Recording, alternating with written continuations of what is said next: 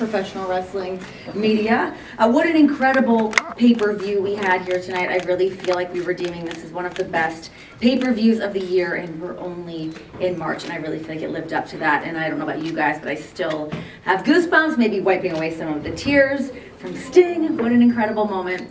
But we're going to bring out some of our talent here for you guys tonight. Some of our wrestlers, of course, Tony Khan's going to be joining us. So without further ado, please welcome the man that is still our AEW World Champion, Samoa Joe. Woo.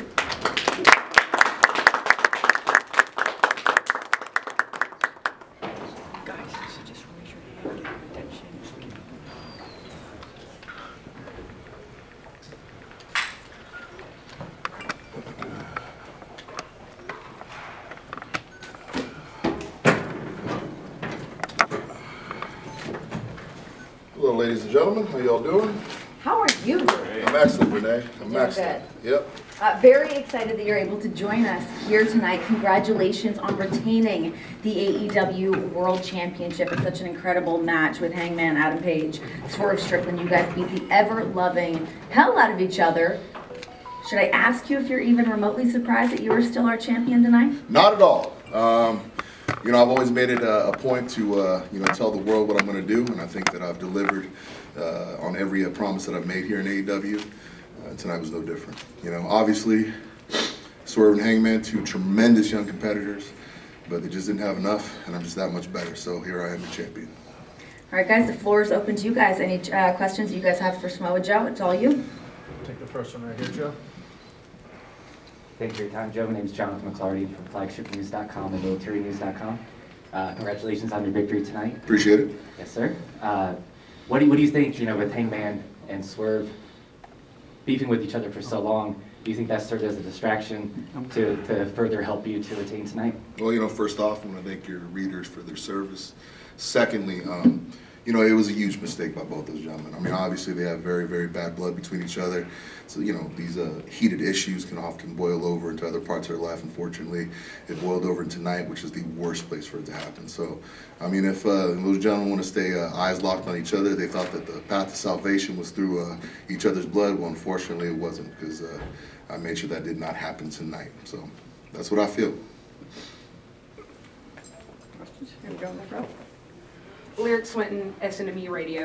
So you talked earlier a couple of weeks ago about bringing back the ranking system as a way to get the best opponents for the AEW World Championship. Today we saw an amazing match, one that you were a part of, and also Will Ospreay and Takeshita. What are your thoughts on the growing, strong talent pool in All Elite Wrestling and what it means to be world champion during this time with so much talent? I mean, it's indicative of what AEW has always stood for. You know, we go out, we find the best wrestlers in the world, and we bring them together to find out who is the best wrestler in the world. Currently, that is me. But on my heels are some of the greatest grapplers to ever step foot in the ring. You know, when we have acquisitions, men like Will Ospreay, how can you not be excited about the future of this company? And, you know, once again, we've set up a protocol. Will Ospreay is new here. He's a fantastic, dynamic athlete, has had tremendous success everywhere he's been. But until he has that success here, I don't need to worry about him. Questions?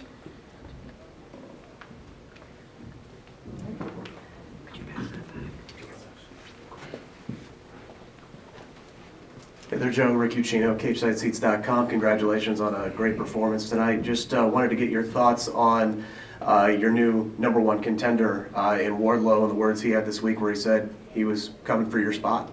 Yeah, and much like everybody else in this entire roster, I mean, it's no surprise Wardlow finds himself where he is. Obviously, a very domineering individual that has had tremendous success, admittedly, even against me.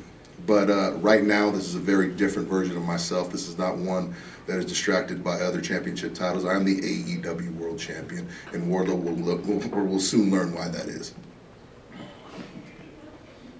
Hey Joe, DJ Danny Ocean, 101.9 KISS FM. You mentioned Will Ospreay. We talked about Wardlow. Is there any of these new up-and-coming guys you got your eye that you want to get in the ring with yourself, that you want to defend your title against? You know, once again, I refer back to championship protocol. I mean, they have to earn this spot. I mean, this is not me up here picking out dream matches, trying to be nice about this. No, this is me supporting the integrity of the championship that only the best grapplers in the world will compete for. So, is there a laundry list of wrestlers I'd be more than happy to take on in the ring? Yeah, every single one of them. And you look up and down our roster, you tell me one person that isn't a dream match. I know what this company is capable of. I know about the competitors in this company, and I am more than happy to prove each and every one of them that they're second tier and they're just not on my level. Questions? Hey Joe, Swerve made light of the announcing in a Poncho situation. Was there ever a time in your life that you doubted that you would be back here where you are in this position? No, because obviously I was planning and taking the time to recover so that I could be back here at this capacity, competing at this level. Far too many dumber athletes in this industry don't take the time to heal.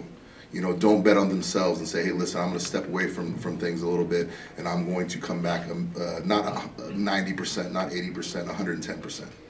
And I took that time, and I came back 110%. Now I'm AEW World Champion.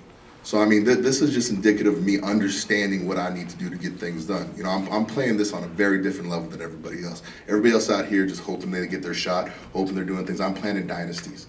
And it starts with me. And that's not going to change anytime soon. They're playing chess. They're playing checkers. I'm out here playing chess. It's a totally different game, man. And that time, doing commentary in Poncho, I was still a millionaire. I know what he's talking about. So he may not like that issue, but hey, that guy on the Poncho just whipped his ass tonight and is still world champion. So you tell me who's running things around here. Corey Lee with the Wrestling Observer. I do want to talk about the main event tonight with Sting's final match. I just wanted to kind of just get your thoughts on Sting's retirement. Obviously, you had a feud with him in TNA over the TNA World Title. Had a couple great matches with him, and just kind of reflect a little bit about your history with Sting and what he means to this business and this company. I've known Sting as a rival, as a friend. Outside the ring as a confidant, somebody who has been a steady and sobering voice during a lot of chaotic situations throughout my career. Aside from that, for 40 years, Sting has elicited emotions from crowds around the world that most wrestlers could only hope they would achieve. And I think that tonight, how much love he received, how many people showed out for his final appearance, and how much we here at AEW appreciate his contributions to this company. To be a man like Sting, to have the legacy and the legendary status that you do, and still show up here and give that 110% and still try to build a new company and still give himself physically and mentally at a very high level. It speaks to his character, it speaks to who he is as a human being, and it speaks to the legacy that he deserves to be celebrated tonight. 2 more questions? I'll take right there. Scott Fishman, TV Insider. You being the AEW World Champion, you're seen as the leader, like a face of the company. How would you kind of describe the vibe right now backstage in the locker room and the working relationship that you all have? It's been a turbulent couple months last year, but it seems like things are a little steady right now. So kind of how would you kind of describe the feeling that you have backstage? I think you summed it up perfectly. That was last year. This is the AEW underneath my reign. And as far as our locker room community and stuff, I don't think it's ever been tighter. I don't think it's ever been better. There's an enthusiasm backstage that is infectious, and it's because we have so much new burgeoning talent. We have so many new opportunities to go out there and entertain the crowd with the people that we have at our disposal. That there's just genuine excitement among the locker room, and I think. It's been a long time since this spirit has been felt here, and I'm very much looking forward to where this leads us in the future. Last question for Joe.